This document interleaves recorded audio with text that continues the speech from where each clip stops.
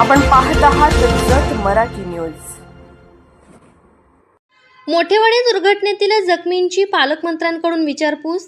मिरज शासकीय रुग्णालयात चंद्रकांत दादा पाटील व आमदार गोपीचंद पडळकर यांची भेट. मृतांच्या कुटुंबियांवर शोककळा, जखमींना धीर.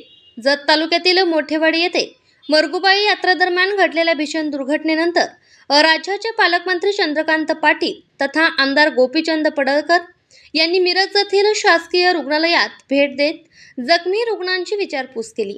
यावेळी त्यांनी जखमींना धीर देत उपचारांबाबत वैद्यकीय अधिकाऱ्यांकडून सविस्तर माहिती घेतली.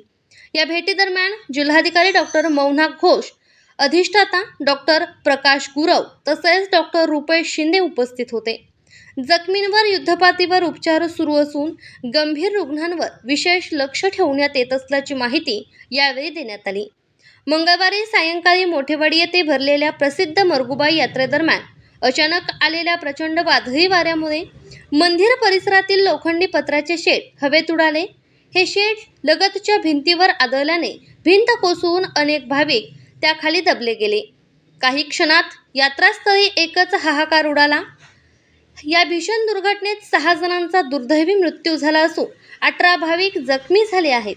जखमींपैकी काहींची प्रकृती चिंताजनक असल्याने मृतांचा आकडा वाढण्याची भीती व्यक्त होत आहे. दुर्घटनेनंतर ग्रामस्थांनी तात्काळ धाव घेत ढिगाऱ्याखालून जखमींना बाहेर काढले.